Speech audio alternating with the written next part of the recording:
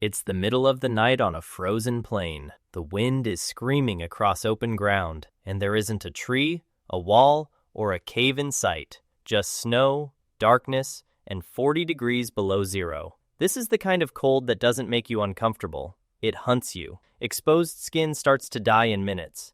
Every breath feels like swallowing glass. Drop a modern human here, you, right now, with all your knowledge, and you'd likely be dead before sunrise. No phone, no fire, no walls. Gone. So how did our ancestors survive this exact place for over 300,000 winters with none of the things you think kept them alive? The answer isn't strength. It isn't luck. It's something so clever that modern engineers spent 100 years rediscovering it, and it'll change how you look at your own home tonight. But first, be honest with yourself. How long do you think you would last out here? Drop your number in the comments, then watch the rest and find out how wrong you are.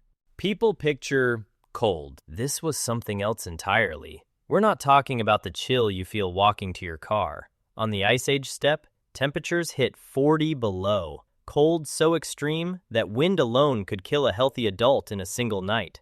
At that temperature, water you spit freezes before it lands. Your body burns through energy, just trying not to die. And here's the part that should stop you. Our ancestors didn't just endure one bad night of this. They lived through it for months at a time, every single year, for thousands of generations. The popular image, shivering cave people huddled around a tiny flame barely making it, is almost completely wrong. Because the truth is, these weren't survivors clinging on. They were engineers. And the first thing they figured out breaks the biggest myth you've ever been told about them. Myth number 1. Cavemen lived in caves. Most of them didn't. Across the frozen steppe, there weren't enough caves to go around, and caves are often damp, dark, and badly placed. So instead of hiding from the ground, our ancestors dug into it. At sites across Eastern Europe and Russia, archaeologists found deliberate pit dwelling, floors dug down below the surface, with tool marks proving the depth was chosen on purpose. Why dig down? Because just a few feet below the frost line, the earth holds its heat. While the air above is 40 below, the ground stays dramatically warmer, a free, permanent source of heat that never goes out. Your ancestors didn't fight the cold head-on, they simply stepped underneath it. The earth itself was their first furnace. Once they were below the cold, they engineered what went on top. And it's identical to the physics in your walls right now. At Dolní Věstonice in the Czech Republic, dating back around 26,000 years, researchers uncovered winter shelters built in deliberate layers, each one doing a specific job. Innermost, animal hide, fur turned inward, trapping warm air against the body. Middle, dried grass and moss, pulling moisture away before it could freeze. Outermost, woven mats of reed and bark, blocking wind, but breathable enough that moisture could escape instead of turning to ice inside the wall. That is not guesswork. That is a vapor barrier, insulation, and weatherproofing.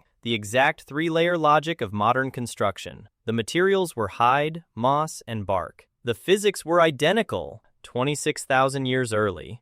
Now here's the part that stopped archaeologists cold the first time they dug it up. At Mezherych in Ukraine and Kostenki in Russia, researchers found actual buildings, not caves, not windbreaks, made entirely from the bones of woolly mammoths. Picture it, mammoth skulls, each over 200 pounds, used as foundation blocks. Curved tusks arranged into a dome-shaped frame, hundreds of smaller bones packed into the gaps for structure. The whole thing wrapped in stitched mammoth hide, thick enough to stop wind, shaped to shed snow. One known structure used the bones of dozens of mammoths in a single home. That's not survival instinct, that's architecture. And when modern teams rebuilt these designs, a properly made bone house held its inside temperature tens of degrees warmer than the air outside, using only a modest fire. Stone Age builders, with nothing but bones, hide, and stone tools, matched the performance of modern Arctic shelters. Quick one for the comments. Would you rather spend the night in a mammoth-bone house or your own apartment with the heating switched off? None of it worked without fire. But they didn't use fire the way you'd think. Zoned heat, a central hearth for main warmth, plus smaller hearths around the edges creating warm stations. Tool making there, food prep here, infants and the elderly placed nearest the heat. The layout was planned, not random. Engineered fuel. On the treeless steppe, wood often didn't exist, so they burned dried mammoth dung and processed bone. And chemical analysis of old hearths shows these fuels were deliberately prepared for steady, efficient heat. They weren't burning whatever they found. They were managing fuel like a resource. Ventilation. This is what genuinely impresses modern Arctic engineers. Small openings near the floor pulled cold, fresh air in. Larger ones up high let warm, damp air out, so moisture never built up, froze, and destroyed the shelter from the inside. Heat zones, prepared fuel, controlled airflow. That's not a campfire. That's a climate control system, run by people we're told could barely think. Most documentaries stop at, "they kept warm," but the strangest discovery is about what happened inside those shelters once the sun went down. Sleep. For most of human history, people didn't sleep in one 8-hour block. They slept in two, around 4 hours, then a wakeful period of an hour or two in the middle of the night, then 4 more until dawn. This isn't a theory. In a 1992 experiment, psychiatrist Thomas Ware removed modern people from all artificial light for weeks, and nearly every one of them slid back into this exact two-phase pattern on their own. Your body still remembers it. Stories. And that middle-of-the-night gap wasn't wasted. Anthropologist Polly Wiesner studied a group still living close to the old human pattern and found something striking. During the day, most talk was practical: hunting, resources, logistics. But at night around the fire, the overwhelming majority of conversation became stories. The campfire was the original theater, the original classroom. The famous Ice Age art,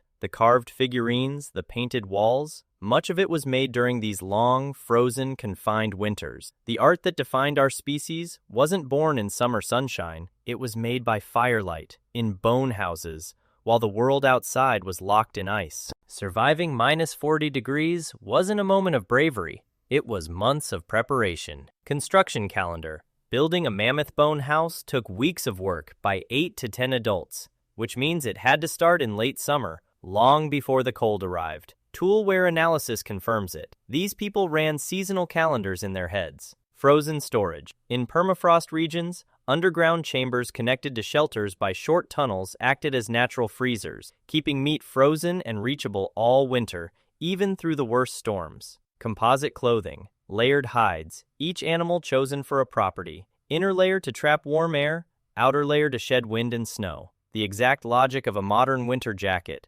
invented from necessity around 25,000 years before Gore-Tex existed. Constant repair. Shelters were patched and rebuilt all winter. Broken bones swapped, hide restitched, insulation refreshed. It wasn't a thing they built and hoped for. It was a living system they ran every single day.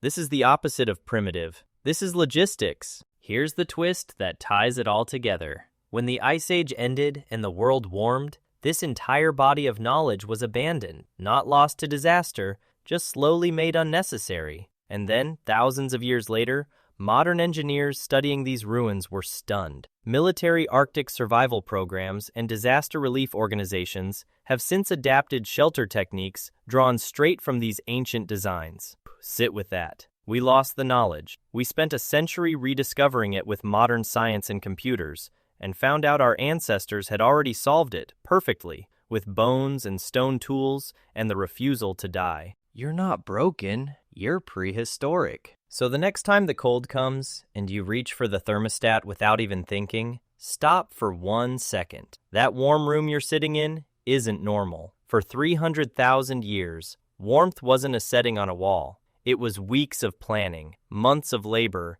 and engineering so precise that one mistake meant a family frozen before dawn. You didn't invent warmth, you inherited it from the most ingenious engineers who ever lived. And if you've ever felt the pull to build, to plan ahead, to make a safe, warm place for the people you love, that's not a quirk. That's 300,000 winters, still wired into you. You're not soft. You're the descendant of people who out-engineered an ice age. Honestly, I think we get our ancestors completely backwards. We call them cavemen like an insult. But if I dropped most modern people onto that frozen steppe, we wouldn't last a night. And they built warm homes out of bones. They weren't the primitive version of us. In some ways, they were the more capable version. If this changed how you see the people you came from, subscribe. That's the whole point of this channel, the why behind being human. And if you want to see the flip side of this exact story, How the same species survived 50-degree heat with no air conditioning? That video's on screen right now.